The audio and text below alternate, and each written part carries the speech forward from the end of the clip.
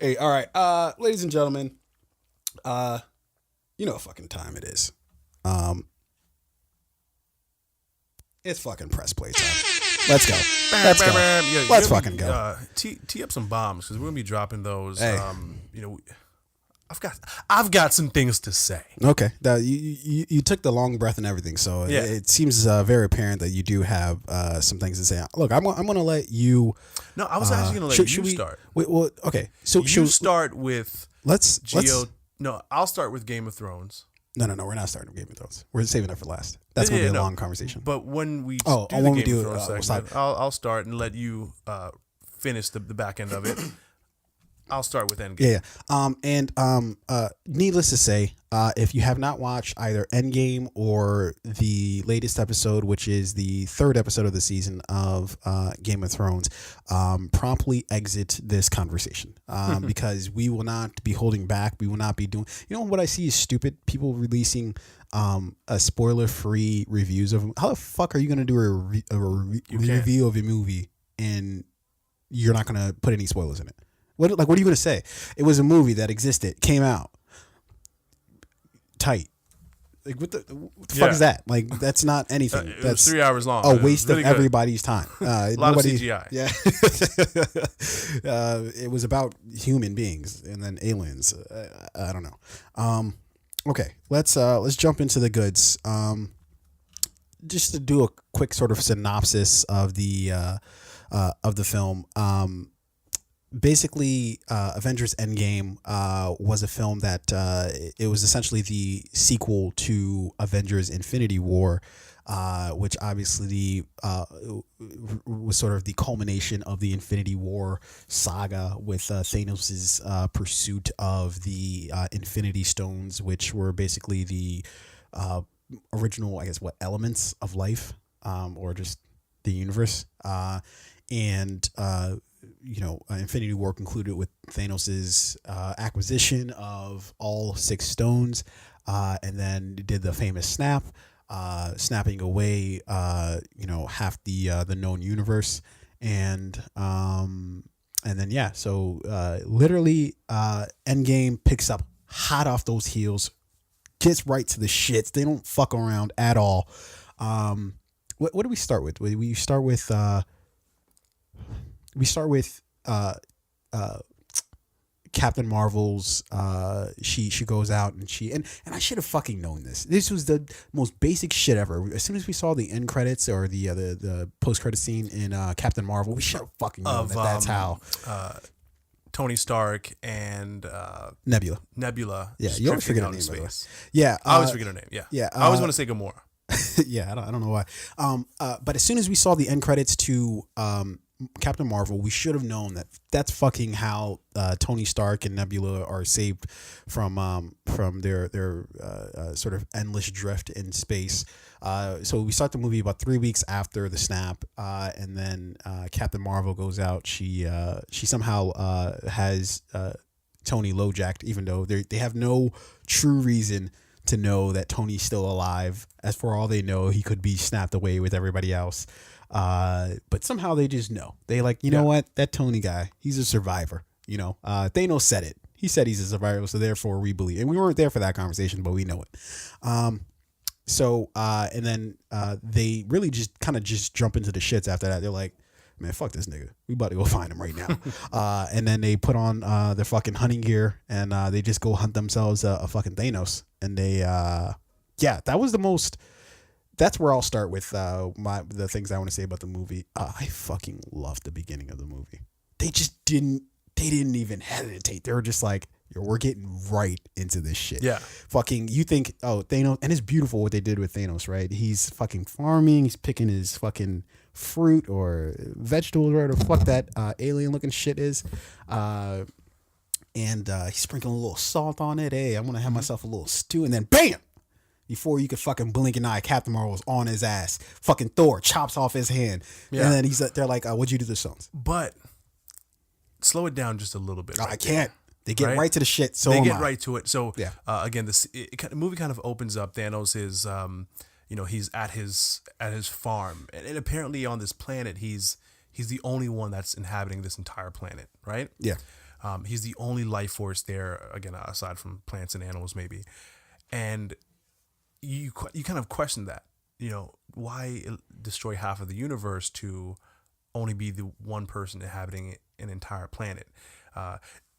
You felt a connection with Thanos in Infinity War, and I felt that same thing at the beginning of this movie, where that this is something that I think he may not have really wanted to do, but he know it needed to be done because this is the only way to balance the universe. He even said it in Infinity War when he was talking to Gamora on the ship in that fucking 16,000 square foot His loft he carved out for himself. Do you know how much that would cost per month in DC? That's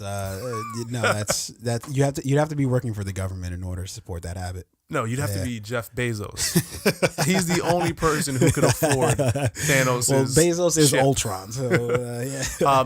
But so in his conversation with Gamora, he says this is the only way. I'm the only person who knows this, right? Yeah. And again, he's on this lonely planet by himself because it's he may not have wanted to do this, but he knew this is the only way, and he was the only person who could do it, and he somewhat regrets it. Well, that I don't think he regrets it. Or he doesn't regret it. Yeah. He's remorseful for everything that it cost him. No, I don't even think it cost him his daughter, cost him Gamora. I don't think he's remorseful. It almost took his life. I think he understands what he paid for, but he's okay with paying that price for what he deemed as necessary, right? But I think what that beginning part showed of him just kind of going around and just being the only one on this planet is that he actually, in a weird way, what he seeks is peace. Yeah.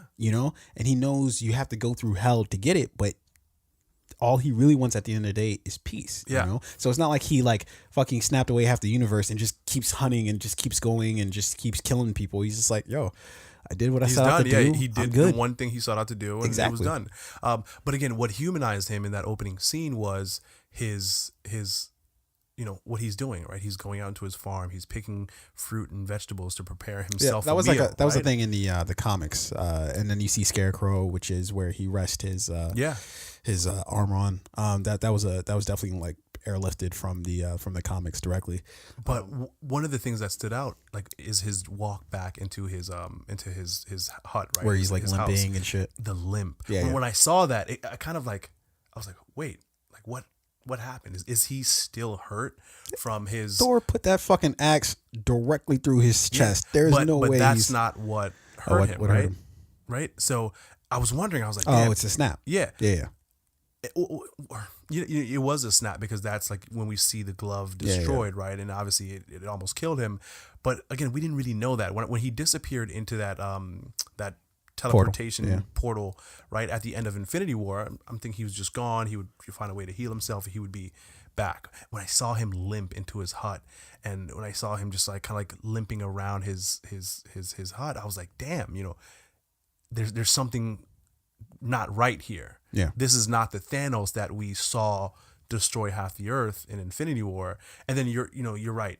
In seconds, Captain Marvel was on his ass, had him in the headlock, and that was and even then I expected Thanos to put up some type of fight. Just any type of fight. He was just yo, how'd you guys find out where I live? Where'd you get the address? This is not on Google Earth. We're not even on Earth. This is bullshit. Yeah, it was they're gonna find you one way or another. And then Thor comes in with the hammer, Stormbreaker, and just fucking slices his fucking hand right off. Which is fucking. It was beautiful. It was just fucking gorgeous how that took place. And then obviously they question him. And then I like how Cap and Black Widow just kind of stroll in. The bosses, Cap he had that strut. He just has that presence. Hey, when Cap shows up, everybody knows the boss is there. Shit. You remember that scene in Infinity War? And we're gonna keep going back to Infinity War throughout this conversation. Yeah. When the Scarlet Witch and what's that fucking guy? Vision. Yeah. I don't know why I forgot his name. Scarlet Witch and Vision are in the fight with Thanos' children in the train station. Yeah. Right? And then Cap, she throws the thing in Cap. And I think she's talking to Scarlet Witch, right? Yeah. And then she kind of peeks behind Scarlet Witch, yo, who's over on the other side? He looks like a boss. I don't know who he is. He looks like a boss. Right? And then a train goes by, you just see Cap, and that was one of the hardest intros. That was the hardest intro into a movie I've seen. One question I have though, why did Cap choose the Winter Soldier outfit to go to space with? That was a mystery. I couldn't quite figure that one out. He chose like he had his Winter Soldier. Remember like the suit that he wore in Winter Soldier, like when he was a part of Shield. Like I don't know if you can remember. Like it was like the blue with the white. Yeah. What do you call it? Symbol or whatever on it. So he chose that instead of his normal Captain America like gear, like the one he wore like at the end of the film. Yeah. So I couldn't quite figure out why. So I think it's a callback to if like when you follow the comic books, right? He at a certain point drops the Captain America title, he drops the shield, he becomes the Nomad, which is essentially he no longer represents the United States. Because but why would he do that? Because of the snap, though. In here, I don't know. I mean, when you lose that much, maybe right, you feel like you don't deserve. You probably to just wear become a different person, or you feel like you failed, yeah, and you don't deserve to carry the shield. Maybe, yeah. Right? But either way, yeah, he strolled in there looking like a fucking straight boss. Yeah. Like, where are the fucking stones? And then Thanos says, that he destroyed them. There wasn't too much conversation in that scene, right? And no, obviously, it was Thor quickly, made sure of that. Yeah, it was quickly ended by Thor. Yeah, which it kind of like angered you, right? Because you want to hear more from Thanos. No, like, I think at that point we're all done. Like we're done here. Like much like Thor, I think I was done. I was like, you destroyed the stones, cool, we're out of here. Yeah, but it's like, did they know that was the truth? Was he really telling the truth? I don't see why. I mean, obviously Nebula is the one who, and I think they all questioned it at first, right? When Nebula confirmed it, that's when Thor knew, like, all right, this conversation is over. But even then, I think as a viewer, you still want to hear just a little bit more. And we were all kind of surprised with what Thor did because it was so quick and so violent and aggressive. Yeah, but it was unexpected, but also you can understand the idea behind it, which is I missed you once. I should have gone for the fucking head. Yeah, I should have gone for that. And it was like they knew that was a fucking famous line from the movie, and they definitely capitalized on it, by saying, Thor says, I went for that. Because I think either Cap or somebody says, why'd you do that? And he's like, I went for the head. Yeah. And then immediately after that scene, and I love the way they did this when they transition into 5 years later, the current day, right? Yeah. We at least I did. I thought they were going to go back to like 5 years earlier to tell the story of like what happened immediately after. No. So that happened where they were. That took place like 3 weeks after Infinity War. What do you mean? Like when they go to Thanos and promptly deal with them. Yeah. So that was 3 weeks after what happened in Infinity War. Okay, so again, but like as you're watching the movie, because I didn't catch that, right? Mm-hmm. So I'm thinking they're gonna go 5 years earlier. Like maybe it's been 5 years. And no, you know what? I think like for example, when Captain America is sitting with the group of men in the that's 5 years later, yeah. So that's 5 years. That's the beginning. Later, right? That's the beginning of the 5 years later. Yeah. But where they are when when they found that's Thanos 3 weeks later. That's 3 weeks later. Mm-hmm. During that moment when I was watching the movie, I thought that was 5 years in the future. And then I thought when they went, after Thor cut his head off and they went to the next scene, which on the screen, then you saw the 5 years. I thought I was gonna say earlier. So there are a couple of things later. I was like, holy shit. Well, there are a couple of things that let you know sort of where you stood at as far as time goes. Black Widow's hair, as well as what's his name? Cap's beard, right? So as soon as the movie starts, you see Cap shaving his beard. Yeah. And that's how you know, oh, this shit is like directly after Infinity War or somewhere along that timeline. But then Black Widow's hair lets you also know where you are in a timeline. Like, so she has the straight blonde hair. Not straight blonde. Like all of her hair is blonde. The dirty blonde. As white women would say. I don't even know if that's dirty blonde. I think that might not be the definition of dirty blonde. But she has the blonde hair at the beginning of the movie, and then you see when we flip to 5 years later, she's got the red. It has mostly taken over, and then she's just got like the blonde sort of tips, which indicate that time has passed. Yeah. Although I don't. Wouldn't her hair get longer with 5 years gone? What do you think? One hairstylist had to survive the snap. I mean, somebody shit, had in New York City, probably 20,000 because everyone's a hairstylist in New York. So I guess there are a few shops still open. Fair enough. Okay. I mean, we saw Captain Marvel, right? She she switched it up. Yeah, she had the bangs and all. Yeah. I like that. I like the shorter. I hair thought she in looked Captain Marvel. stupid. Yo, just because you hate Brie Larson, I don't know why, but anyways, likely. But anyways, all right. So we flip to 5 years later, and we see where everybody's at, and then yada yada, and maybe the most. No, I'll get to that in a sec. But a rat is what basically sparks everything off, right? Like, if it wasn't for the fucking rat, we would have no Endgame. If it wasn't for a fucking little fucking vermin, we would just have no movie. The movie would be like, damn, that shit was fucked up what Thanos did. All right, who's up for poker on Tuesdays? Now, so here's why I like that so much, because unless you've been to New York City, not Manhattan, I mean, like, there are some fucking Harlem, rats are basically people. Bronx, in New York City, rats, they're different. Yeah, they're a little different. They've acclimated themselves to city life. Oh yeah, no, like so they put in for property, like they try to rent places, rent control. They're they've got 9 to 5s. You know, the rats are up when you're up. Yeah, right? Shit, they're up all. The city never sleeps. Yeah, right? Rats are always working. When you're going to work, they're going to work too. Yeah, and they're like, hey, what's up, man? I'm going to work in your kitchen.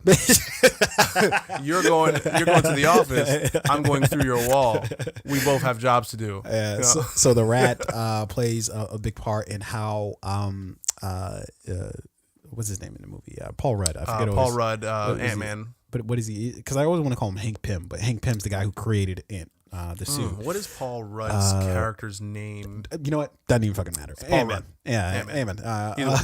So he's the rat is what's responsible for sort of starting the machine. And if we're all remembering, at the end of Ant-Man 2, Ant-Man and the Wasp, Paul Rudd in the post credit scenes there, he goes to the quantum realm in the fucking 1935 van, and then he gets trapped in a quantum realm because everybody else gets fucking dusted because of the snap.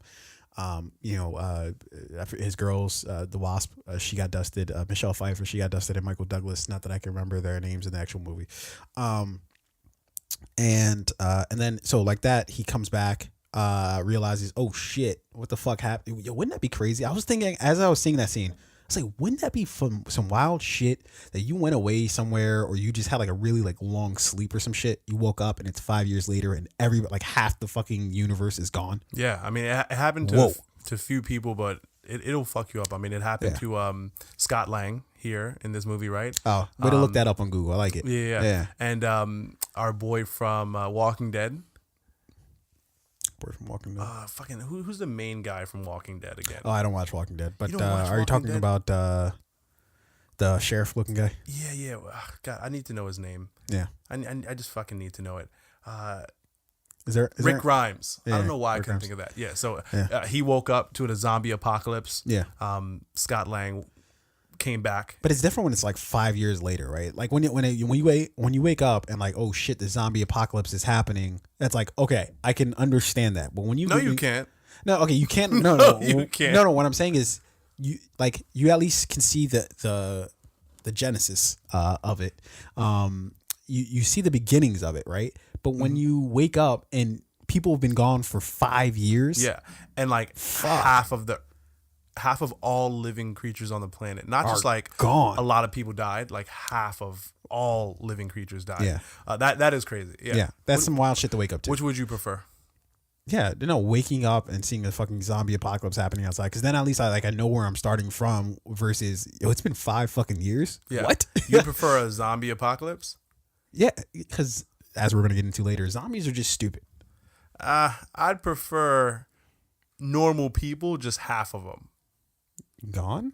Yeah. Nah, that's crazy. Yeah. What? Well, I guess because they're gonna get killed anyways by the zombies. So yeah, maybe that's what you. Yeah. Okay, fair enough. Give me the people, just less of them. As long as coffee shops are still open. No, they won't be. Your boss is probably gone. If you're unhappily married, hopefully your wife is gone, but your kids are there. Why is hopefully your wife gone? That's your wife. I said unhappily married. If you're happily married, why are you unhappily married? You always start off on that basis. Because most people are. 70% of marriages end in divorce. 70%. Yeah, that's a false statistic. That no, is not it's true. real. Google it. Okay, Google it. 70% of marriages in the United States. I will call your divorce. bluff. I will call your bluff on this. Keep talking. Yeah, but I would definitely prefer Scott Lang's problem, because definitely coming back to half the population being gone, a problem. I love the cameo there, and I forget his name. Another terrible. I forget a lot of people's names. I need to start doing brain games. Half of marriages? Don't.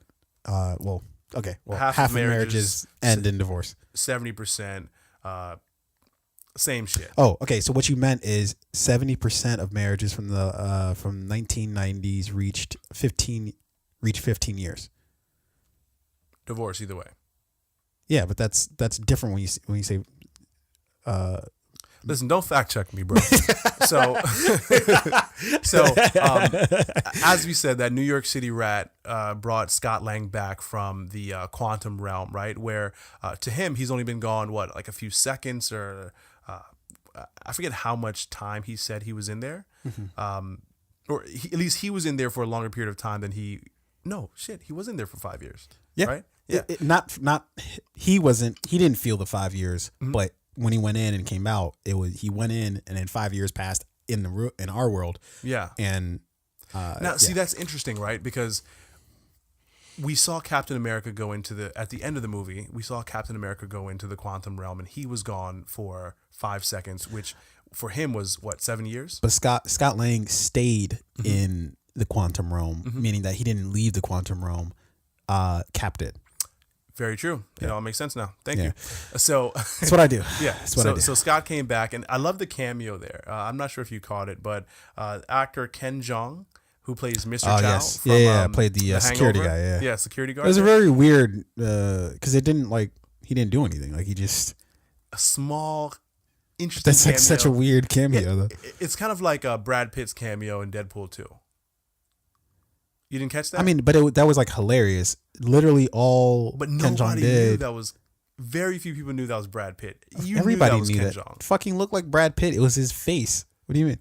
I mean, he was there. He was in the movie for 2 seconds. At least. No, Ken yeah, Jeong, but it was like funny because he fucking hang glided and shit into the wires. Yeah, I think most people don't know that was him. I think most people do realize that was Ken Jeong. I'm not even arguing with you about this. He didn't say anything. He didn't really do anything. He just kind of leaned in and looked in the camera. And then when Scott Lang was had the cart and he was wheeling away a few things from the truck, he just kind of followed him outside and looked like. Yeah, but that's to me that's a weird fucking cameo. He doesn't do anything. Like, he just it'd be different if he fucking tripped or I'm like, oh, hilarious. Yeah. I mean, you were in Infinity War, whatever. No, I mean, or Endgame. What time do I in Endgame? What time do I have to be there? That's the only question. No, as the actor, I wouldn't feel any type of way about it. I'd be like, fuck yeah. But as if you're directing it, it's that's a weird cameo to have, because usually if you have a cameo, you have them do just a little short 2-second funny thing, or and then they're gone. Do nothing. Apparently, well, actually, and a lot of people are in so for instance in Game of Thrones, which we're gonna clearly talk about later. They had a lot of different cameos. So for instance, Mac from It's Always Sunny. He was one of the people who, when the Ironborn got what's her name? What's her fucking Yara? Theon's sister, Yara. Yeah, Yara. When he got the Yara off the ship, he was one of the people that got stuck with the arrow. Remember where you just see the arrows lighting people up. So Mac was one of the people that got stuck with the arrow. I didn't even catch that. Yeah. And they had Ed Sheeran in previous episodes. Yeah. So yeah. But again, usually it's something where something fucking happens, right? Or just not just fucking him staring off into the fucking distance. Did they pay him actual his usual rate, or did they just pay him as a fucking extra? Because that's what he was. As an far extra. as I understand, Brad Pitt, all they gave him was for his cameo in Deadpool 2. They just gave him a cup of coffee. That was the only. They didn't pay him any money. They just gave him coffee. Yeah, I wonder if they gave Ken but you get dressed up like that, you gotta fucking miss your production of whatever show you're shooting at the time. He's not working right now. He is. He has his own fucking show. Anyways, he wasn't working that day. Let's fucking move on. All right. Ant-Man goes and sees the, he's like, oh fuck. Yo, one of the early things that hit me was when he found his daughter. Oh my God. That hit me. I'm not gonna lie. That hit me like hard. Like I was just like, Yeah. oh, because I completely fucking forgot about her. Like I didn't even know she was I forgot. I didn't even think about that. But then when he goes to find her, I'm thinking, is that his old wife? Like who's he looking at right now? Yo, like the longest few seconds ever, right? Like him knocking on the door and you're not sure if anyone's gonna answer, and you're thinking no fucking way, anyone's gonna answer that door, right? Or at least still be there 5 years later. And then there is a time when like he's kind of like looking in to see if anyone's coming, and then you see that shadow walking to the door, and you don't recognize her, so you're just like, who the fuck is he staring at? Like, exactly. And then you realize, then it, like your brain starts to piece it together, like, wait, that's and then he says her name, and I forget what he says. What is it called? Peanut? I think he calls her like Peanut, or no. He calls her by a nickname. Yeah, no, he calls her by a name, but I forget what her name is. But it's like Allie or some shit. A very, very white woman name. Yeah. But you realize, like, and in that moment, obviously he realized that like she's so much older. Yeah. And he's putting it all together, like, how much time have I missed? Yeah. Especially missing that much time with your kid, and she's older now, and it hit me. I was like, yo. Yeah, because then like his emotion too, because then I mean like I've seen Paul Rudd had emotion, but that was a really good scene where he just, the emotion on his face was like genuine. It was just like, oh shit, you're still here, so that was beautiful. But then he quickly goes and finds the rest of the Avengers. He goes and links up with Cap and Black Widow. And I should mention that after they rescue Iron Man, Tony from space, at first damn, that was another fucking scene I forgot to talk about. Oh, when he's talking about, as soon as he gets off the fucking ship, the first thing he says to Steve Rogers is, I lost a kid. Yeah. Oh, that line hit me. That's the first thing he said. And he looks at him long. Oh, I lost a kid. Yeah, and like you really didn't realize towards the end, until towards the end of Infinity War, because we saw Captain America's appearance in Spider-Man, not Homecoming. No, it was Homecoming. Yeah, brief appearance. Yeah, we saw his brief appearance, and they like, build a relationship in that. No, you're talking about Iron Man in Homecoming. Iron Man in Spider-Man's Homecoming. Yeah, because technically Cap was in there for a cameo, but you see the relationship that they build, but that clearly starts in Civil War, where Tony finds Peter Parker, and he finds out like, hey, that's where Spider-Man. it started. Exactly. And then it built in Homecoming, and then it continued to build in Infinity War. Exactly. And then at the end of Infinity War, when when obviously he lost Spider-Man, you realize like, damn, he cares a lot Cap about him. Really does care about Tony. Tony like really did, because he looked at him, I imagine, like as just like a little Tony, just a little like kind of smart aleck dude running around fucking doing shit he probably shouldn't be doing, and so I'm sure he just saw a lot of himself in Parker, or at least that's how they try to position it. And I thought that all kind of felt manufactured, except for this fucking scene where as soon as he fucking gets off that thing, he says what's up to Pepper. But then as soon as he sees Cap, he's like, I lost a kid. Yeah. And I love the dynamic of their relationship, right? Captain and I kind of hated it. There wasn't enough resolution there for me. There was resolution, but it wasn't enough. I really wanted them to see, like, wanted them to be like, it's my brother. To like that's have my it brother out. right here. Yeah. There was enough there for me, particularly when Iron Man was like, when they were going further back in time, and we'll get to this part, but he asked that question, like, do you trust me? Oh, and then Cap says yes, and that's all I needed right there. I wanted that to be in a different space, though. That was at a space where it was just like, we kind of have no choice here. Either we do this or we don't. Like, well, I mean, either you do this or we're fucked. It's like, if we do this, this could be it.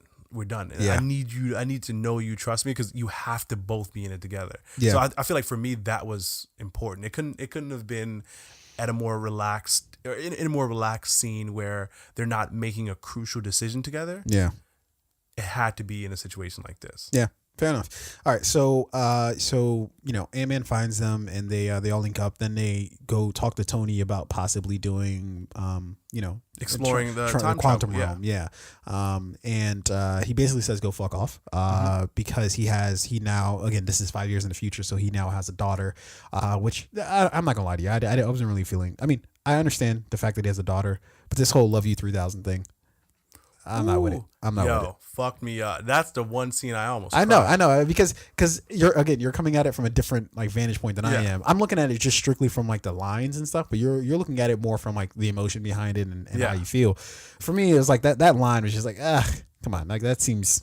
Well, I mean, she's a little kid, right? Love you 3000. Yeah, it's a little kid. It's what little kids say. Is it? Yeah, little kids say, I love you this much. Little kids say the darndest I love things. you as big as the moon, as big as the sun, right? Yeah, That's how they quantify like the amount of something, right? Yeah. As big as this, as big as that. Love you three. Oh, that hit home. But yeah, so obviously Ant-Man brings this. It's Captain America and Black Widow, who are, they're having this really really like deep conversation, right? Where they're kind of talking about where each other's at in dealing with the events that have transpired. You can tell Cap is having a hard time dealing with it because he's talking to Black Widow about his kind of like his hypocrisy in he just gave the men at the group meeting advice talking about moving on. But clearly he has not. Right. Clearly Black Widow has not, or Natasha has not as well. So he feels hypocritical. He feels like he's giving advice that he's not taking. She's doing the same thing. She might even be in a darker space because she's holding. No, she's still in it. She's basically the only Avenger really sort of holding down fort. Right? Yeah. She's the quintessential, or not quintessential, but like she's the essential default leader of the Avengers in that case. Yeah, she's the only one manning the ship. And then the thing here is like, what hope do they have left, right? And it seems like they have none. And then Scott Lang pops up at the front door. So again, they go find Tony. They explain to him, hey, we've got this quantum thing. What are you looking to do? And he's like, piss off. I've got a kid. Not worried about it. And then they go talk to Bruce Banner, who is now Professor Hulk. Yeah. I still feel mixed about Professor Hulk. I didn't love it. Yeah, it was like the CGI kind of threw me off a bit. It seemed very cheesy, very gimmicky. What did they do for Thanos? I feel like they didn't use the same equipment that they used for Thanos then they used for the Hulk. Yeah, the Hulk didn't really look that great. He didn't, and again, trying to mix the Hulk with still having it feel and look very much like Mark Ruffalo. I can imagine that's a challenge. Yeah. Whereas, Thanos wasn't made to look or like, to mirror like Josh Brolin, right? Well, I mean, a little bit, but yeah, I understand. Yeah, so I can imagine that's difficult to achieve while maintaining realism.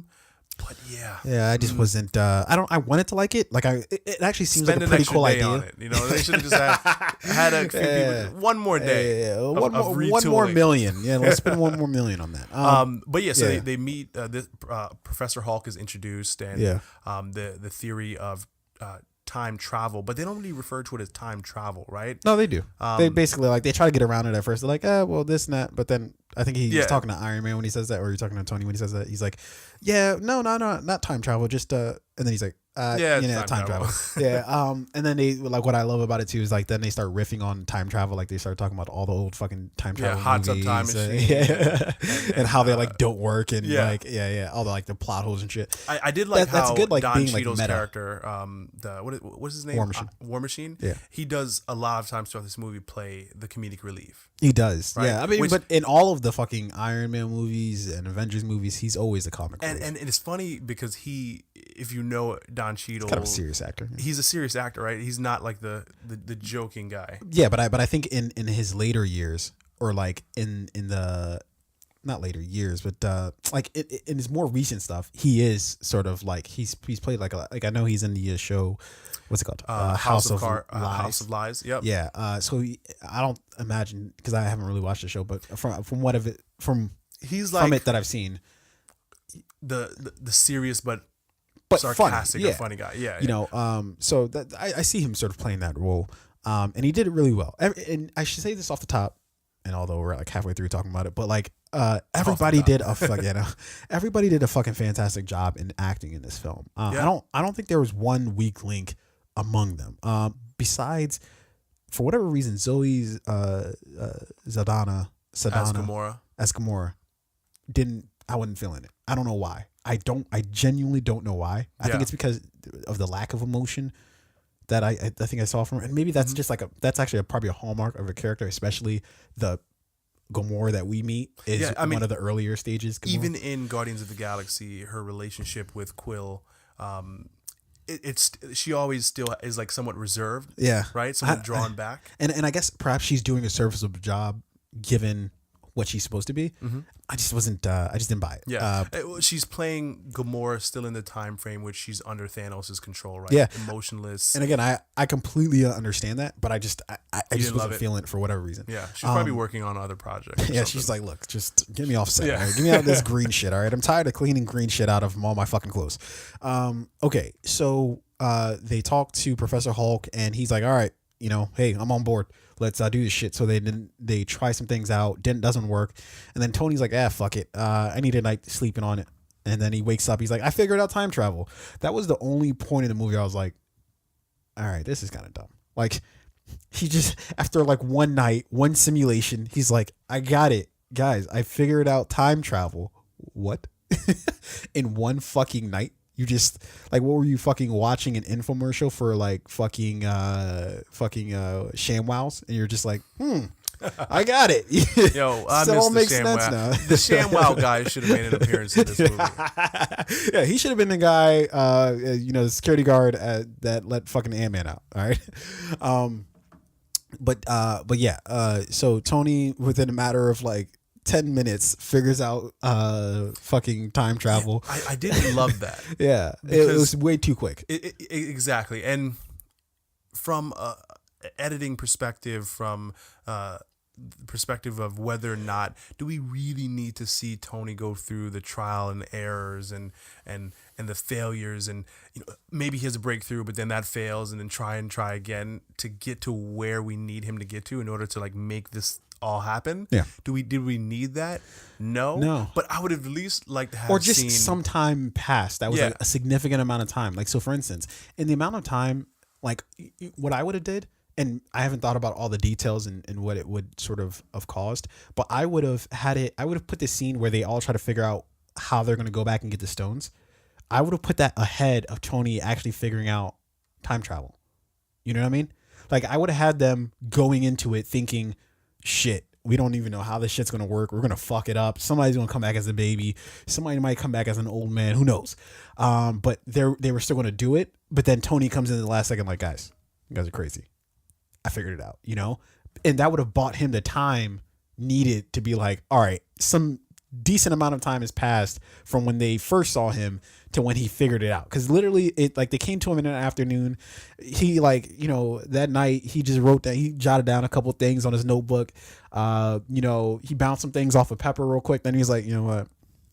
I figured it out. I figured out the equation. Yeah. What I don't know what school he went to figure out what kind of math he was taught, but he's lightning quick, that guy. And it wasn't like he dug up some old files and finally put two and two together. Yeah, he was just right. Like, let me sit down and actually think about it. Yeah, he was just like, you know what? Let me upgrade to the new iOS software.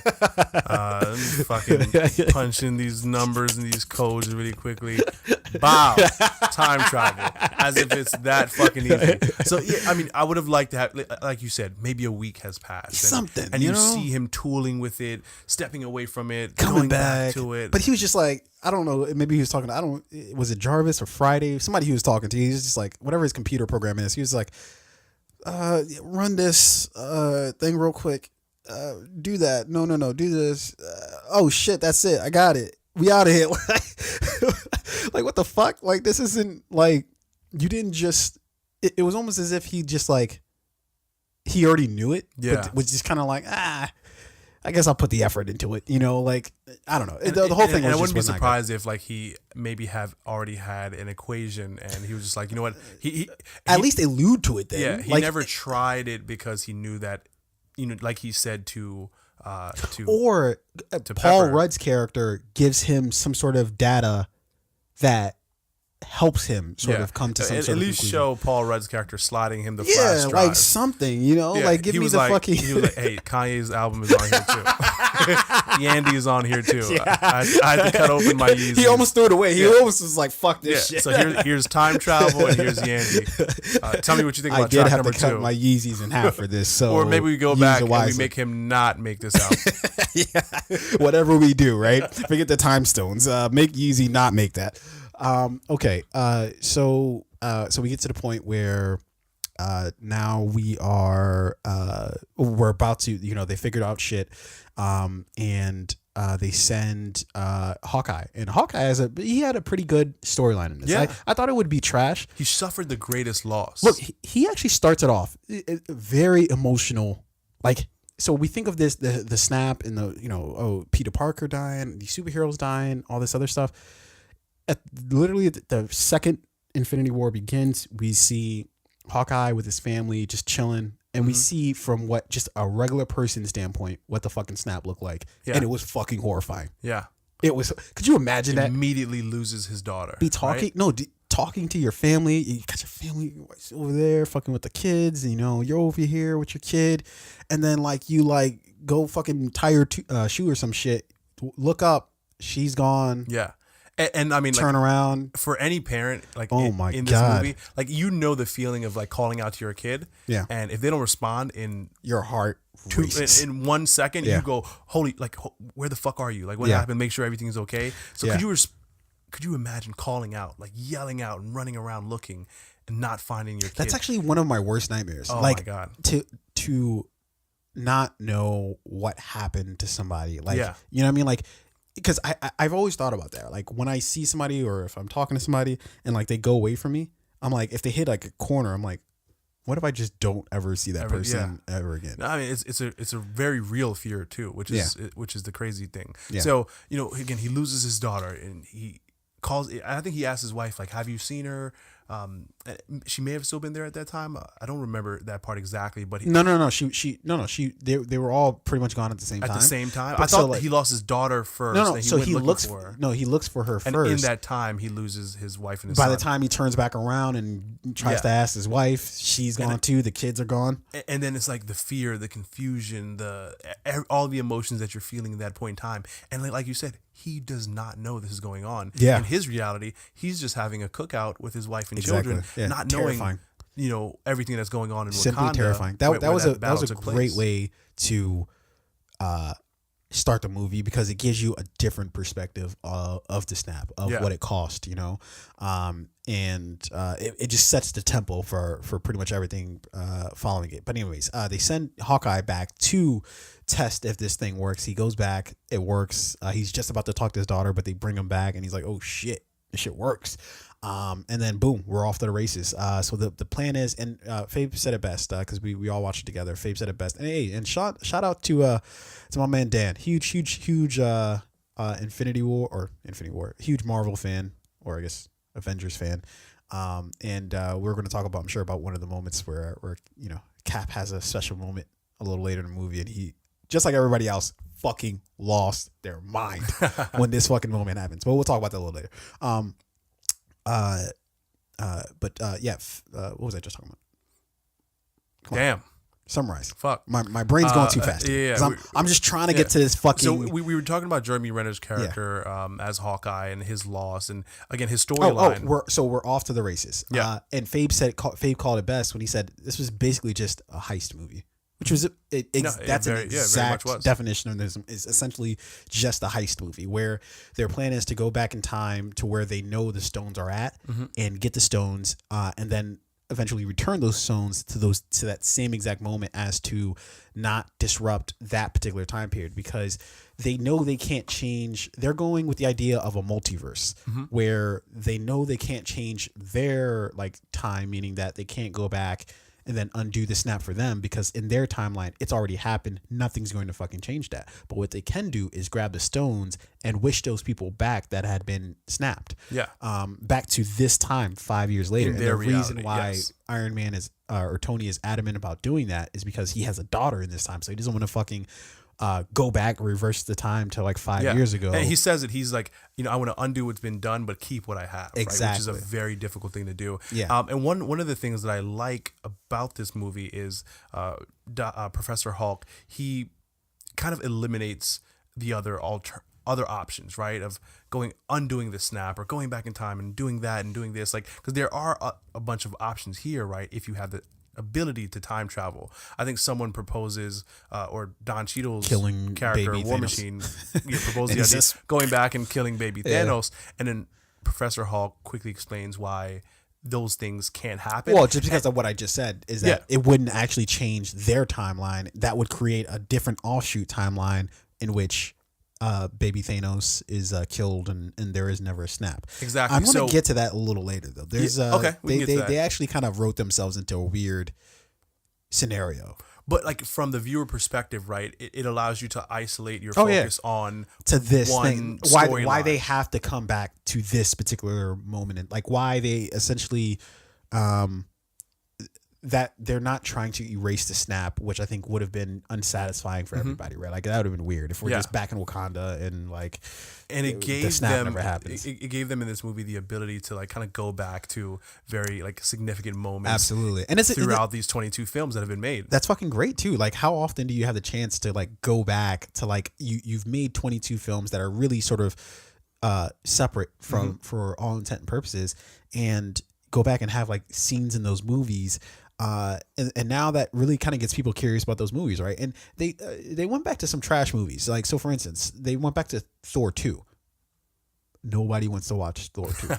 There's nobody who's ever been like, you know what? I'm not doing anything Sunday. Yeah. You know what I want to? Let's pop on Thor 2. Nobody's ever said that. Yeah, I've seen it twice. There won't be a third time. But why have you seen it twice? Just because I'm a fan of the series, right? And like it's been on TBS for the last 7 summers. I've never watched it to see if you get a nugget. But yeah, again, and this really, and I read an article which highlighted this. It was more like the series finale of like your favorite TV show than it was like a movie or the ending of a trilogy. Oh, absolutely, right? Because of those callbacks. Absolutely, and they were great callbacks. Obviously, the best of which was when they went back to 2012 with the first Avengers movie. Some very great scenes in there. The best of which is when Cap is fighting Cap. That was fucking dope. And he gets a couple of lines off, like where Cap's like, "I can do this all day." And then he's like, "What? Yeah. I know, right. I know." And that's how we feel when we hear Cap saying that. Is like, yeah. Because he's such like he's a Boy Scout, and he's so Mr. Noble and whatnot. And I think in that moment, even he kind of was irritated with himself. Like, whatever. Sure. So that was pretty dope. And great fight scene as well. This leads me to my first, not objection, but just. And this is a question that I think everybody kind of has is,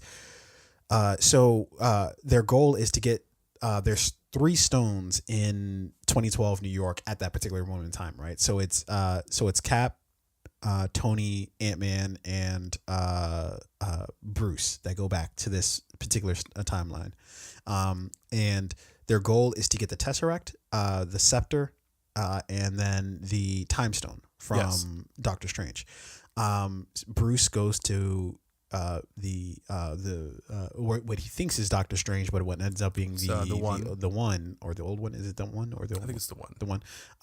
And finds her, and she, I don't know. They kind of have a useless argument, and he's like, "Yeah, just give me the stone." And she's like, "All right, whatever. Just bring it back." No, but I think she calls out some very important things, right? Like about the different timelines and how the stones are important in like different realities. To kind of confirm Professor Hulk's initial theory in their time. And it also sets up what we see at the end where Captain America then has to go back and return the stones to those realities at the exact moment. So it does. It ties it all back. I made just sense. for the sake of brevity, I'm trying to summarize it. But and I think in a previous episode, I knew that she would play a significant role in this storyline. I thought she would play a different role than what we saw here, but I thought she would play like more of like a fighting role, like where she would like be in on the action. But I guess she doesn't get in on the action until. I'm good. Yeah. She's like, you guys have fun. This rent controlled apartment with a rooftop deck. Did you know my square footage is here? Yeah. Fuck. So anyways, so that's Bruce's job back in 2012.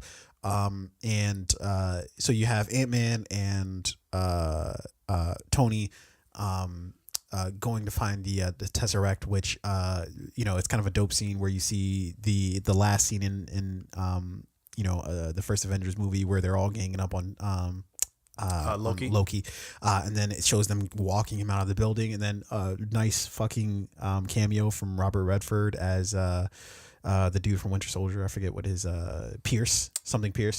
Yes. From the Winter Soldier, and then also he has no upper lip, which makes his face look interesting. But Robert Redford, phenomenal actor. Yeah, phenomenal actor. Although I honestly didn't like him in Winter Soldier, oddly enough. But then they also had the dude from the Winter Soldier as well, which is what's the dude's name? The black guy, bald head. From what? The Winter Soldier. He's like the dude who's like a part of Hydra. Yeah. Damn, I forget what his name is, but so they had him there too. Good cameos.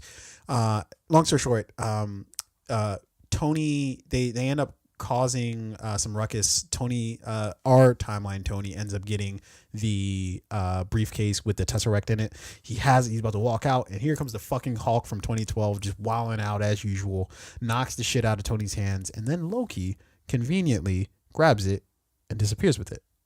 They make that fucking shimmering shit. Yeah, and we talked about this. Like, we did. Your question was, in that where the reality, fuck did Tony go? Or Loki go? Did he travel? And I think he's still in that reality. No, absolutely, he's still in that reality. But that reality, like, that's another reality. Like, we're gonna have to explore that sometime. Yeah, they can't just like, all right, he dipped out.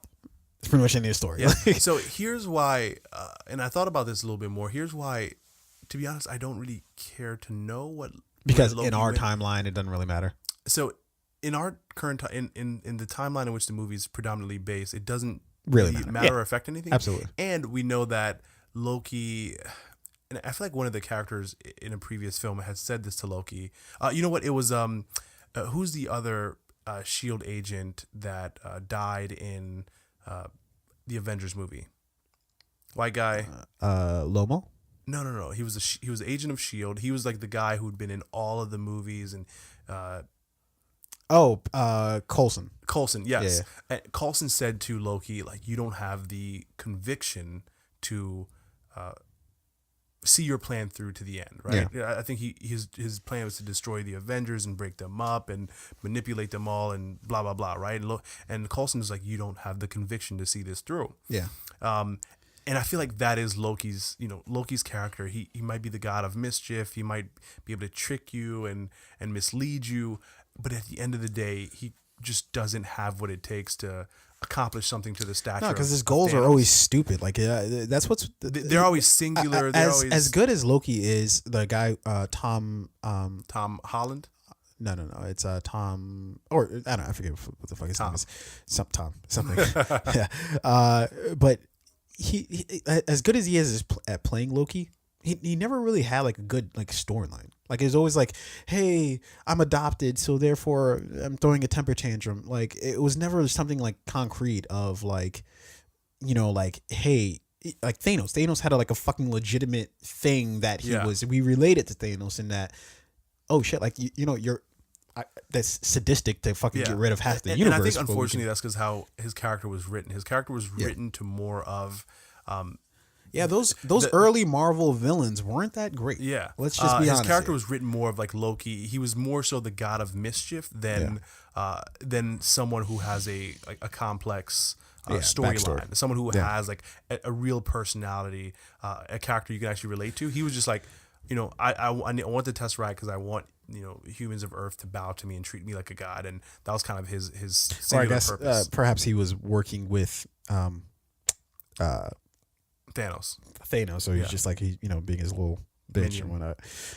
Okay, so that was a good scene where Loki disappears with the Tesseract, and then Cap is fighting himself for the great scepter, fight scene. Which the scepter has the Mind Stone in it. Great fight scene between the two. It was pretty dope. And then they get all that, but then they obviously they lose the Tesseract to Loki. So then they're like, fuck, we need to go somewhere else and get it. So they have like one shot to do this with, because of the shit that the quantum realm, Pym particles, whatever the fuck they call them. And so Cap and Iron Man decide to go back to 1970 to retrieve where Hank Pym as well as Howard Stark are in the same place at the same time, and that allows them to get the Tesseract as well as get more Pym particles, you know. And so it was cool that we see Tony get to meet his father, which is dope. Yeah, I knew he was dying at that point. I was like, yeah, he's pretty much a goner. Like, you don't reunite somebody with their dad. And then, and you know what made me know that he was going to die is that he got to meet his dad, but then Cap didn't get to talk to Peggy. Yeah. I was like, all right, so that clearly is like they're tying that storyline up. Yeah. So you know what I thought there? Because you remember in The Winter Soldier when Tony Stark finds out who killed his father, and that was clearly the Winter Soldier, and he finds out how, right? Yeah. It was his mother and his father. They were in their car together. I think they were coming home from like dinner or something like that, and they were assassinated by Bucky. So that's what I thought was about to happen in that particular scene, right? Oh, no. I knew that was well before it.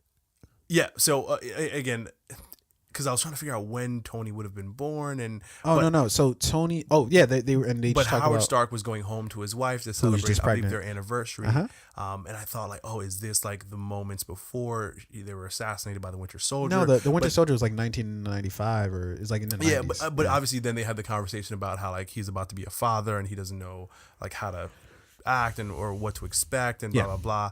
So then it all made sense how early on or how far back they went. Yeah. But again, you know, just that moment was like, yeah, you know, that was touching, man. That was a tearjerker moment. Yeah. And then so anyways, so they get the Tesseract and then they come back, and then in the other, because they split them up into like 3 teams, right? So you got that group, and then you have was there too much effortlessness there? I feel like there had to be a bit of like just let's just get this shit over with. Like if it would have been like half the movie of them struggling trying to get these stones, I'd have been like, yo, just come on, motherfuckers, like just get this shit and let's get the fuck out of here. Because they very easily snuck through this military base, and again back then they didn't have RFID chips. We had to Iron scan Man it and Cap. If they can't get through, who the fuck could? Yeah. Again, it did seem just somewhat effortless. It did. But I suspended my disbelief for that. So then, anyways, we move to so you have Nebula, War Machine, and Natalia, Black Widow, and Hawkeye, right? So they all go back to, was it 2013? Or 2014. I think it was 2014. It was 2014, yep. Yeah, they go back to 2014 when they knew the Power Stone, which is, of course, how Guardians of the Galaxy started, was, what's his name? Peter Quill, Star-Lord. He was just about to get the Power Stone, which is at the beginning of the first Guardians of the Galaxy movie. So they go to get that, but then they also know that the Soul Stone is on Vormir, so they kind of want to go 2 for 1 here. Yeah. So Nebula and War Machine go get the Power Stone, and then Black Widow and Hawkeye go get the Vormir. Now that I think about it, I think Nebula did kind of set them up. I know there's an argument of whether she knew about the Soul Stone, that she didn't actually know about the sacrifice that would take place, but it's kind of like, you know, when they were kind of drawing the straws, she just made sure she had the long straw. She was like, I ain't going to the bitch. At the same time, even if she knew that, right? Yeah, I was joking, but I well, she knew that, you know, she has nothing to offer. No, right? and nor did anybody else. So that makes me wonder, like, okay, well, what if they do like, what if they would have sent somebody who has like nothing to like offer? Like they sent Nebula like it would have just been like when you're trying to get into the club and you're not dressed right. It's like, sorry, can't let you in. Can't, you're just like, but like my friends are inside. we just need the Soul Stone. Like, they're already there. Can I just go in? Hey, I don't know what to tell you, bro. Can't let you in. You know, hey, what do you want me to do? You know, it's just my job. He was basically and what was his name? Red Skull.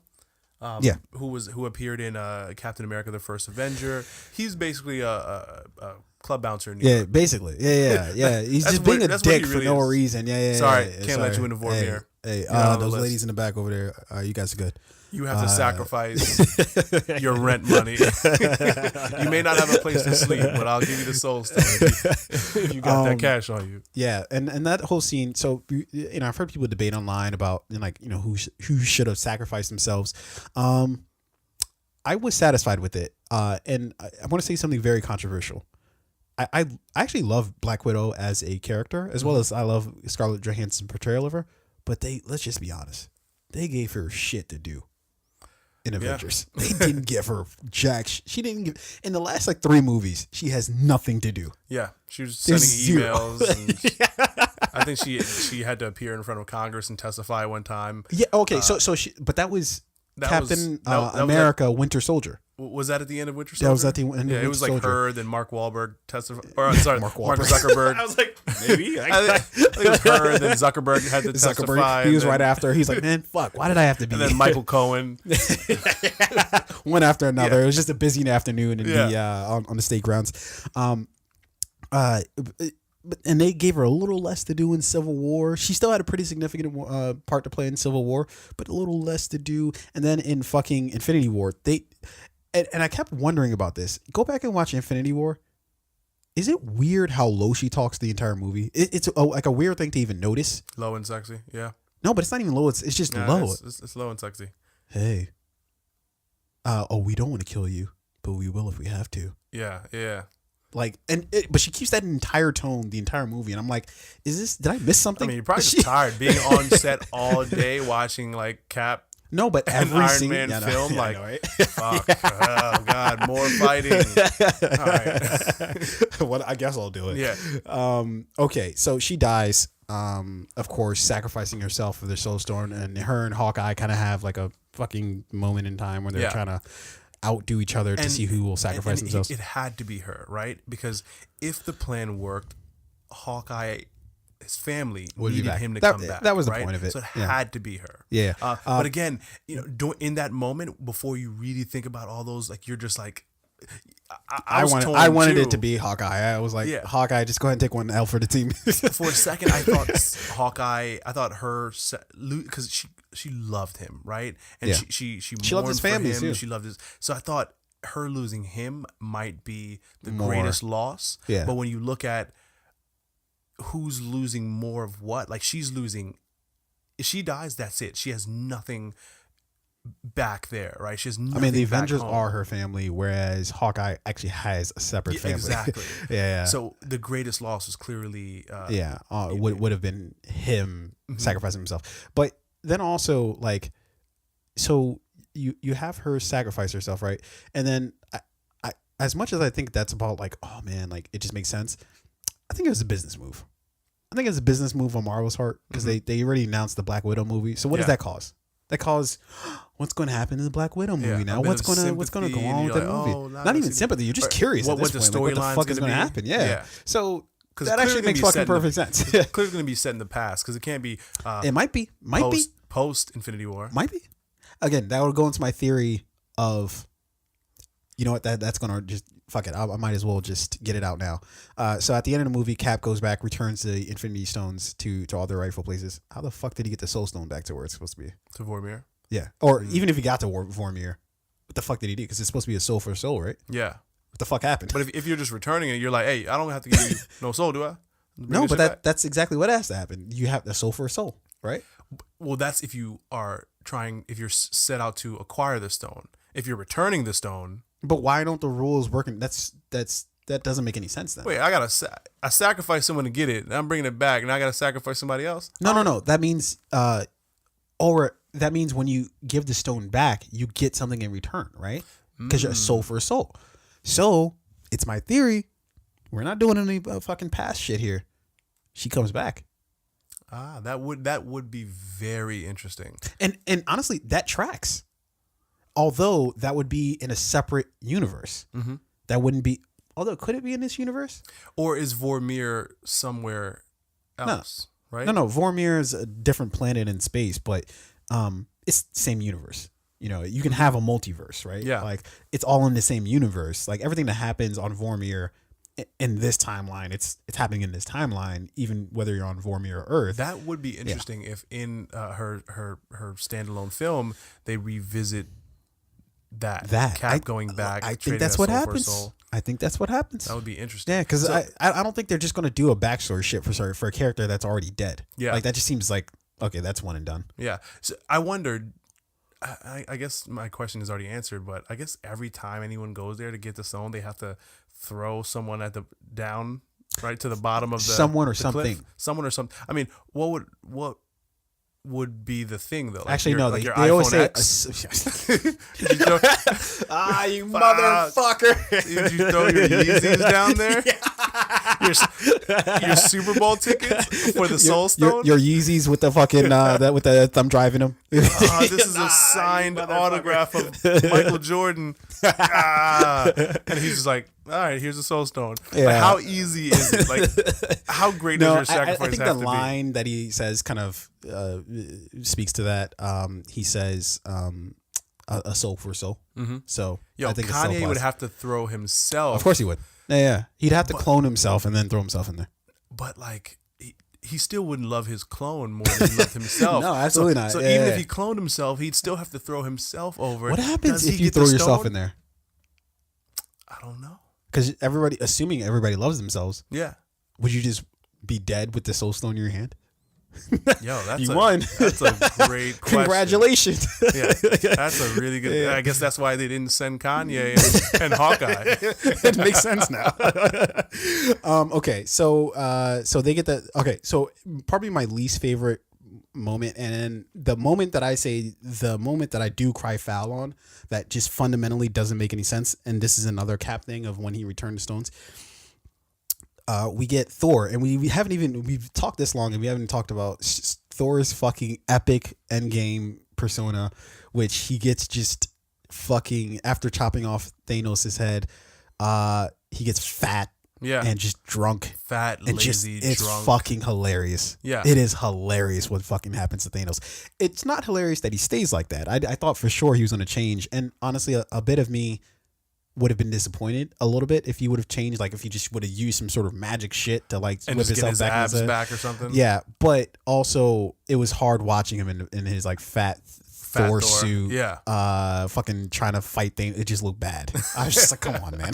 You're not fighting him at 100% here. Yeah, but no, I am happy that they they stuck with it. They saw it through. Because if he just like It was brave. spun around his axe and all of a sudden was chiseled again, I'd be like, all right, dude, Yeah. fuck out of here. Yeah, it doesn't work like that. That was really kind of brave decision on their part to And they kind of couldn't take the stick with it. time to go through his weight loss process. No, like he You know, could have he's hit the doing gym or something. Spin class and hot yoga and Orange Theory. Yeah.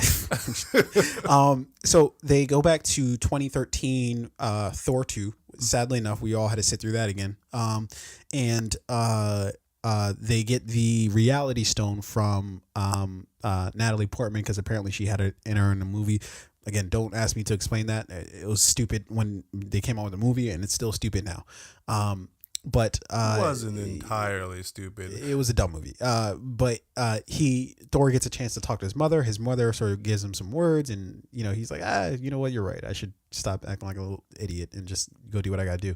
And then, but also Rocket is with them, and he's tasked with getting the reality stone from again Natalie Portman, who has it in her. Interesting tidbit. Right after the movie, I said to Fabe, I was like, they didn't shoot that scene. Like Natalie Portman wasn't in this movie. What they did was take footage from Thor 2. Because if you notice, when she gets from the bed, she just randomly just wakes up from the bed, which like looks like it's like a weird moment, right? Like you don't see anybody else in the scene with her. She wakes up from bed and she like starts walking out, but you never see her face when she walks out of the room. You just see her feet, and then Rocket sneaking up behind her. Yeah. What they did was spice it together. I said it then, and then I read an Yeah, article. and that does not surprise me you. at all. Like Yeah. I knew that because of how small. I mean, her scene where they show her face. Then again, was smaller than Ken Jeong. Yeah, Is that his name? Yeah, Ken Jeong. I thought I was saying something super racist. But again, that makes me wonder why the fuck they had him in that scene then, because it was a weird cameo, funny. and yet they had him in there. Her being in the movie, even if they had to use old footage from another film, was necessary. It's just funny. It's just a interesting cameo. Whatever. But there was a scene in there when they went back to that reality that I love, where Rocket was talking to Thor about not fucking this up, and right? you think Thor's on board? Well, no, not even, where Rocket's just like, come here, like come here, and then he slaps. Come here closer. He just slaps the shit out of Thor. Again, that was a great scene. They laid in some just like really good humor. Yeah, they made him like the Lebowski of the Avengers, which was Thor. I'm speaking about Thor now, which was fantastic. Dude, he had such a. I'm sure he looked like he had a great time with that, and it really played well on screen. So Rocket runs up behind her and stabs her with some sort of thing to extract the reality stone from her. This is again where I cry foul, because even if Cap goes back and returns the reality stone to her, they've already fucked up that timeline. Yeah. So like what are we doing here? Like, she would definitely tell the Thor of that timeline, hey, like there was a fucking raccoon here, stab me with some shit, and then Cap shows up 2 seconds later and gives it back to me. Like, I mean, are you going to do something about this, or are you just going to let that happen? Like, so yeah, that's another one that I'm like, they've either got to solve that, or they're just going to like leave us hanging. Like, don't worry about that. Yeah, and I mean, and that's not even the biggest part, right? So in that reality, Thor obviously, his hammer is still, and he steals the fucking hammer from that time. So he takes, I think it's Mjolnir, right? Just stop saying it. Just say it. Yeah, it's fine. So he takes his hammer from that reality, and he takes it from that reality to the current reality, right? Yeah. Which means that he would then have to have taken the hammer from the Thor that has it now. That reality. So the Thor now is like, yo, what the fuck? Yeah. So the Thor in that reality is like, yo, what the fuck just happened? Where's my hammer? And where is the Soul Stone? Why is Natalie Portman? Why is she healthy again? You know what I mean? Yeah. Yeah. This was who's the raccoon? The plot, and look, I will gladly take that. Yeah. Because I'm fine with because of what ended up happening with the hammer, which Yeah. again we'll talk about here in a sec. I'm perfectly fine with that. And honestly, too, if you rob Thor 2 of the hammer, I'm fine with that. Yeah. Okay, so we move beyond them acquiring all the stones. They've got the fucking stones now, right? But what happened along the way is Nebula gets fucking, I don't know what the fuck happened with her. Her CPU gets fucking tangled up with somebody else's. She's on the same network as somebody else, who has the same password and Wi-Fi. She didn't have password. a secured Wi-Fi network. Yeah, she did not. No. She had an open Wi-Fi network connection, and sure enough, she got fucking hacked by Thanos and the Nebula of that particular time. Yeah. And here's Gamora. where you just love the Thanos' character. Yeah. As well as Josh Brolin's acting, right? Fantastic. Top notch. And it's not like, oh, everything was just so easy and everything just happened and he figured out what was going on. Like, no, I mean, Thanos said in Infinity War, he was like, he said to Tony Stark, he's like, you're not the only one cursed with knowledge, right? Yeah. So you're not just going to be able to pull one over, right, on Thanos without him getting an understanding of exactly what's going on here. So he figures things out very quickly, and he uses Nebula as a tool to extract her memory and see what happened in that reality. Yeah. And then create a plan to disrupt or see what happened in past events when he did the snap to disrupt the current reality or their current plans to undo his snap, right? Yeah. And as he was piecing that all together, literally everybody in the theater was like, fuck. Like that's everybody. Yeah. Like, I really did get the feeling of, God damn it, you motherfucker. Shit, he knows. Like it was one of those things. Run, bitch. Run, bitch. and like at that point, like, again, I respected Thanos' character from Infinity War, but I also my respect for him grew even more in really seeing how much of a strategist and he was. You know how dope he is as an actor, and then also his character is he sees what happens in the entire Infinity War, and what he says after is, I'm inevitable. Yeah. Like a cocky motherfucker. Yeah. It's like One I'm way or another is inevitable. gonna happen. He's like, you I fucking did it. You Yeah. fucking bitches. I fucking did it. Like, Yeah. and so that creates, we get to the third act of the movie, which, look, who gives a flying fuck what happened in the first two acts of the movie? When we hit that fucking third act, oh my God. Yeah. Oh, So- everything you could ever fucking want Yeah. in any fucking superhero movie ever. They return to the current greatest. reality. They've collected all the stones. Oh. Iron Man has created a device which can harness the power of the stones. Yeah, a glove, essentially a gauntlet of their own. Exactly.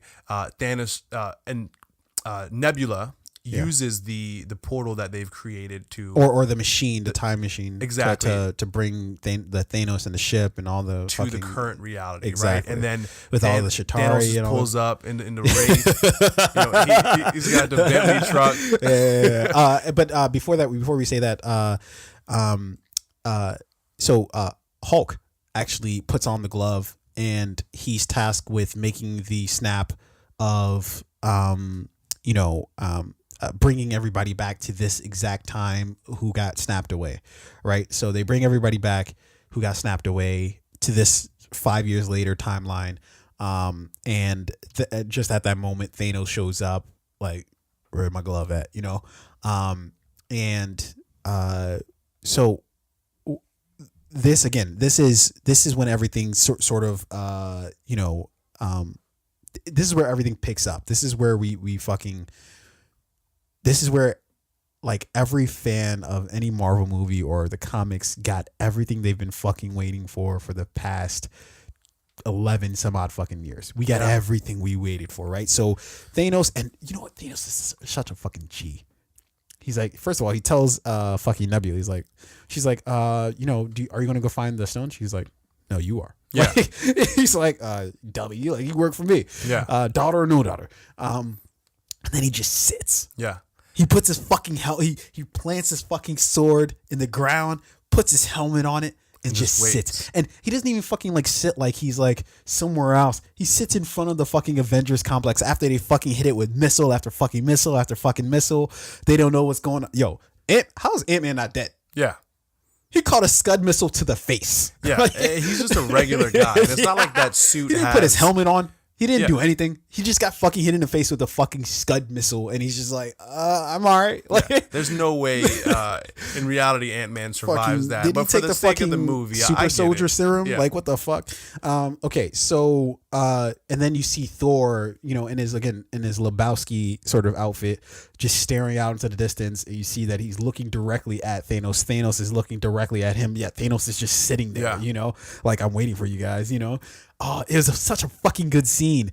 And then we get the scene that we've been waiting for. Cap, Iron Man, Thor rolling up to him like, yo, what's up? They pulled up to him like, yo, what's up? What's up? We heard you was looking for us, Yeah. What you doing around the block? What you doing around the block, son? They sounded mad New York when they did it too, like, for no reason. What's up, son? If this was if this was like a gangster, like, drug dealer, like, hood movie or whatever, they'd be like, yo, what's this nigga over here doing on the block? Yo, who that over there? Yo, strap, boy. It's like fucking Kendrick Lamar in Good Kid, Mad City. Yeah, like, you gonna tell me where your mama at? You gonna tell me where your grandma at? Where your grandma stay? Exactly. But I just thought that was a great scene. I mean, Thanos just planted himself, and he was waiting. He's like, I'm not gonna go to the battle. I'm not gonna go hunt them down. Nebula, you go get me the Infinity Gauntlet, and I'm gonna wait for the battle to come to me. Yeah. Right. I love that. Just that scene. I mean, the camera being so drawn back, you get the wide scope of, where Cap and Thor and Iron Man are standing, where Thanos is sitting, and you just see this epic battle to come. I thought visually it was stunning. Yeah. No, visually it was. Just visually, everything in that final thing was just stunning. But let's get to the goods. So we have a scenario set up where, okay, they're fighting him. Nothing's really happening. He's fucking getting the best of him, and then Thor gets knocked down, and Thor is basically about to catch the Stormbreaker to the neck, and then you see the hammer move. you're like, I don't know, maybe Thor summoning it or maybe whatever's happening. And so you see it hit Thanos and you're like, okay. And then the most fucking incredible thing happens. You see Cap just boom, summon the fucking hammer, and the entire theater in unison goes, what the fuck? One of the best. Oh my god! And I can't even tell you how many movies I've seen in theaters, but they're very few theater moments like that where everyone just erupts and you're perfectly fine with sharing that moment with everybody around you. Everybody fucking lost it. And again, we saw some of this in the Avengers where they're all Age of Ultron, where they're all trying to pick up Thor's hammer and Thor just confidently sitting back like none of you are worthy enough to wield and then Cap Mew, and Cap edges it just a little bit and you see on Thor's face he's like, holy shit. Yeah, what the fuck? And it's not about strength, that hammer. It's about whether you're worthy to carry it. Because then you have like Vision, who Vision was able to fucking pick it up and toss it around and shit. So you see him pick up the hammer and then he just goes to fucking work, giving fucking Thanos. He gave Thanos the fucking. He gave him the Pacquiao. Yeah, he was giving him the combos. You know, he tossing the fucking shield at him, hitting it with the hammer, and they had a lot of good combos in this. Where I know Thor and Iron Man had a good combo where Thor charged Iron Man up, and then Iron Man did his like fucking laser. It was fucking, that shit was dope. Just that whole fight scene was fucking incredible. But then you get to a point where Thanos again gets the upper hand, hammers Cap and fucking breaks his shield. You know, he's fucking, it's like half the shield is left and you see Cap's arm's like fucking broken and shit. And then Thanos is like, man, fuck all this shit. And then he fucking calls the squad up, you know what I mean? He calls for backup. His entire army. The entire Chitauri, whatever the fuck they're called, and just all of them fucking show up and you just see Cap standing there alone. Yeah. Cap alone. And here's where you understand like the depth of his character, right? Yeah. So he had a good run on Thanos. When he used Thor's hammer, but we saw Thanos being not only the intellectual that he is, but he's also a warrior. He's skilled in hand-to-hand combat, right? Yeah. So we obviously he gave Cap the business because at the end of the day he's just bigger, faster, stronger. Breaks his shield. Everybody else is at this point kind of like beaten down. They're not present at the moment, and it's just Captain America standing against Thanos' entire fucking army, right? Dude. And what does Cap do with his broken shield? He just tightens up that strap just a little bit more, and Cap is ready to go. Let's do it. But then what do we hear? Hey, Cap. I thought it was fucking Will Smith at first. Where I heard, hey, on your left. Yeah. And you're like, on your left. And first of all, sidetrack here. The Avengers have the most incredible fucking earpieces in the fucking world, right? Oh yeah. It doesn't matter what dimension you're in. It doesn't matter if you're on Earth. It doesn't matter if you haven't seen the person in about 5 years. Your shit still works. Like, I remember first noticing this in Infinity War, where I'm sure there's Rocket and Thor are out in space. Well, that. Yeah. But then also, which actually that's probably a better example that I'm going to give, but like Iron Man and Spider-Man, where Spider-Man like just came out of nowhere and they're like talking, but it's like, yo, Spider-Man's on the other side of the fucking park. Like, how are you having this conversation with him? With like are there like buttons where you can press where you can open your comms to some like specific person? They just automatically is sync everybody up hearing and you this? can whisper. Like, how do you know who you're talking to? Yeah, I just remember Thor was on like the when they're at Leia. Thor was out on like the dying star, and then just talking to Rabbit. Yeah, at room volume. And I'm like, yo, how the fuck are they doing this? But fucking Sam's been gone for literally 5 years. His shit it's not even the same brand anymore. And yet he's like, hey, on your left. Yeah. But then the most fucking dope shit happened. You see the portals opening up, the Doctor Strange portals and shit. And then squad up.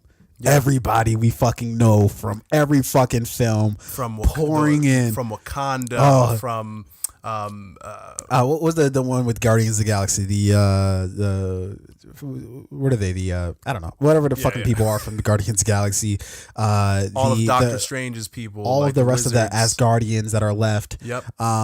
Fucking just everybody. Valkyrie, and anybody. Everybody. And then Captain Marvel shows back up. Oh. That was a dope re-entry. She shows up in a big way too. She doesn't just show up on set; she destroys his entire ship, and they're like, what is that? Yeah. And then fucking here she comes just rocketing in that bad boy. That was exciting. And again, this is where you see how powerful she is. Oh, right?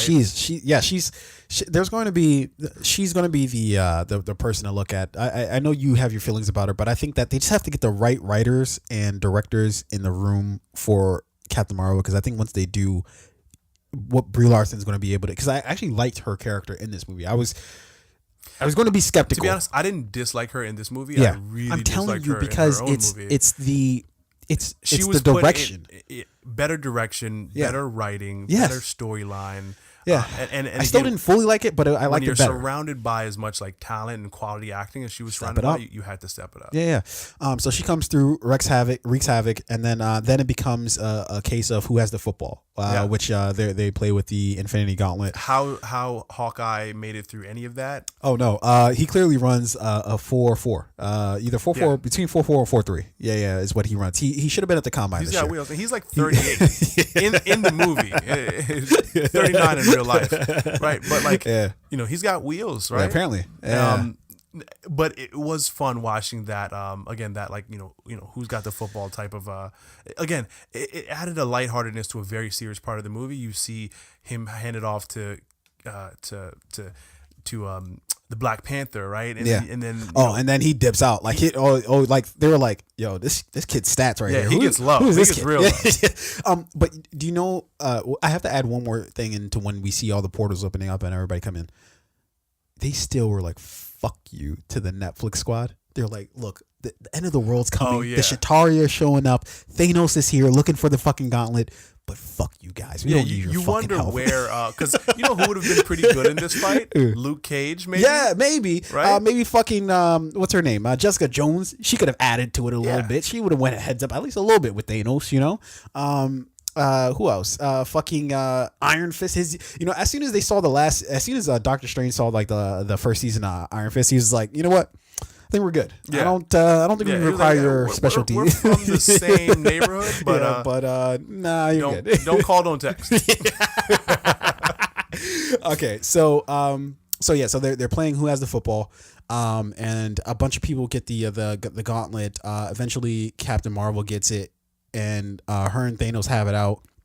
Great fight scene, and oh my god, you know what I was likening it to? Like when in Super Smash, when you get the fucking bat in Super Smash, and you just boom, and then whatever character who you're fighting against just fucking rockets off the screen. Yeah, that's pretty much what he did to Captain Marvel. He grabbed the Power Stone. It was like boom. Yeah, and she was out. And she was leading that fight, right? Like she was clearly whooping his ass. But when he pulled the Power Stone from the gauntlet, it was over at that point. How she lived, I don't know. Yeah. But then he did the smartest thing, which is he threw the fucking his sword into the fucking like the quantum machine that they had, which is smart. I didn't expect him to do that, but then he did, and I was like, oh shit, I don't know how they're gonna do this shit now. Yeah. And then of course he gets the glove back, and then you're like, fuck, here we go again. But of course we knew how to end, and then Doctor Strange and Tony had the moment where he basically Doctor Strange puts up the one, meaning the one, and that's what I kind of liked about this too, is that they kind of went into that a little bit too, of like, he saw this. Doctor Strange pretty much saw all this going on. Yeah. And it was like, we've got this one shot. Don't fuck it up. Yeah. And so then, of course, Tony has a little tussle with Thanos, and Thanos does the snap again, but it doesn't work, of course, because Tony grabbed all the stones. And then, of course, Tony puts the stones on him. And Thanos, before he snapped, he says, I am inevitable. And then, of course, Tony, knowing that he has the stones, goes, and I am Iron Man. Yeah. Which harkens back to the first, the end of the first Iron Man movie. Like, you know what? I am Iron Man. Yeah. Which is a dope thing to do. And then, of course, Tony, snaps away Thanos and the rest of his squad. And that pretty much is the end of the movie. And then, of course, we get the, Iron Man and his and them saying goodbye to Tony there, not at the funeral, but at the like when they were there when Pepper. And look, I hate what's her name, Gwyneth Paltrow. Hate her. She's probably my least favorite actress. But that was a very good scene. She did a very good job with that scene. Everybody did a very good. And Tony was out of it. Tony was just like, yo, he took some fucking, I don't know if he was on shrooms or what, but he was out of that bitch. Naturally. Yeah, naturally after doing a snap, of course, you know, we'd have to say that. And it was a very touching scene where she says goodbye to him because she's like, you can rest now. Yeah. You know, which was, that was heartfelt. Yeah. Yeah. And like, that's a tough loss for her, right? Because in this reality, she's, you know, they're parents. They have a daughter. But she knew what had to be done. And they had a really good connection in that scene. I thought it was tasteful. She didn't overdo it. You know, she didn't burst out into tears.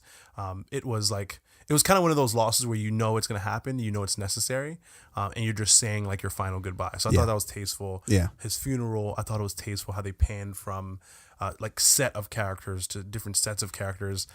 Bro, his goodbye message to his daughter. Yeah. Wow. I mean, Yeah. I heard the sniffles. I heard the cries through the theater. Yeah. I was about to drop too. Yeah. But I held it together. Definitely. I tried. There were several times out the film. I had to like stiffen up, soldier. This was a big weekend for anyone with the last name Stark, right? Whether it's Tony Stark, Jon Snow or Stark, Arya, Sansa. Yeah, right? Very Stark heavy weekend. Right? So one of the debates that were going on after this movie was like, what hit you harder, right?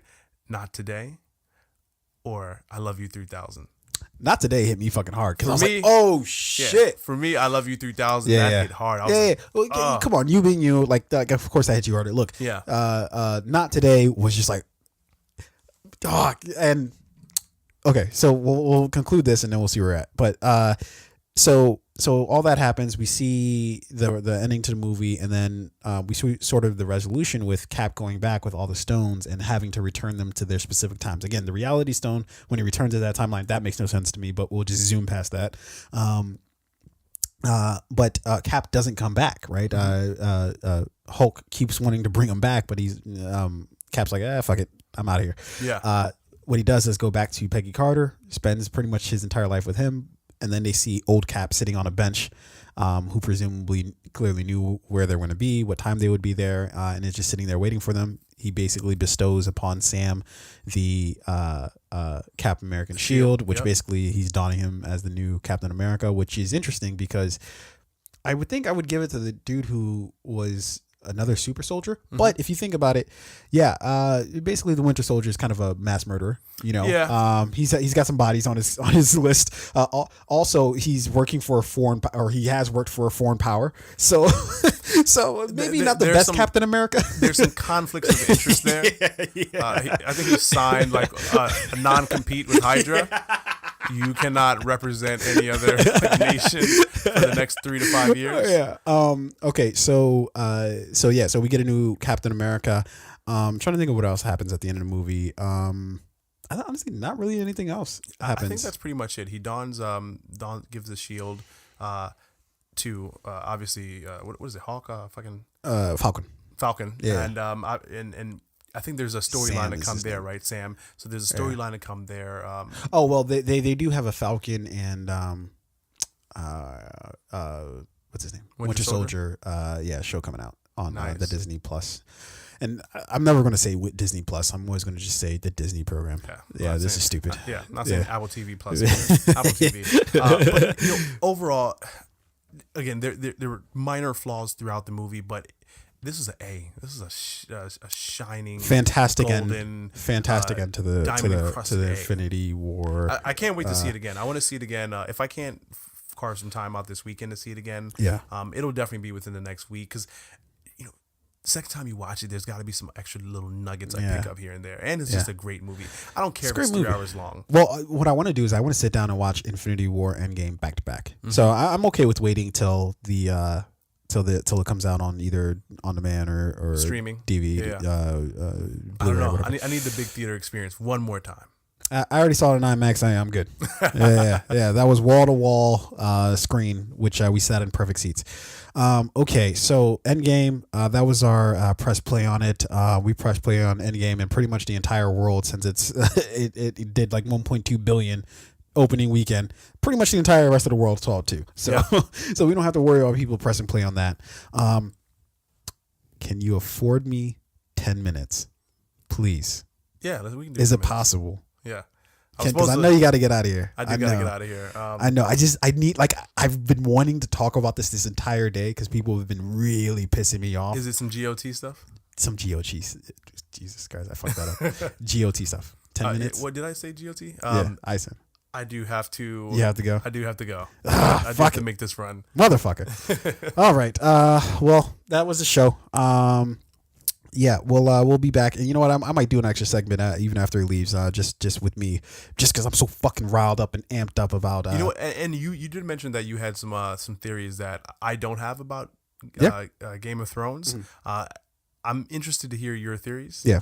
So get it on here, and I want to listen back to it to see if I can learn something. Okay. Well, ladies and gentlemen, that was the show. As always, if you stuck with us this long, you're definitely a fan of the show, and we appreciate that. But hit that like button, hit that subscribe button, and also hit that share button. This was a monumental weekend for film, incredible weekend. Cinema in general, because of the two bookends. You've got Endgame, and then you got Game of Thrones. Probably the most anticipated episode of Game of Thrones being the Battle of Winterfell, which is also called the episode itself was called The Long Night. Just a fucking epic day. It was, and we saw both in the same day. I can't wait to watch both again. Obviously, Game of Thrones comes on this Sunday, so I'm gonna watch that episode again before episode 4. I already have. You already have? Oh, damn. Yeah. I already beat you to it. But okay. I'm. Wait and see what I say with this. Okay. Ladies and gentlemen, I think we'll just go ahead and outro us here because Rain wants to be lame and dip out. But we will be back. Run. Yeah, that wasn't a song. That was just you doing it right there. Turn it into a song. That's outro. not a thing. Yeah. And on that note, fade out. Peace.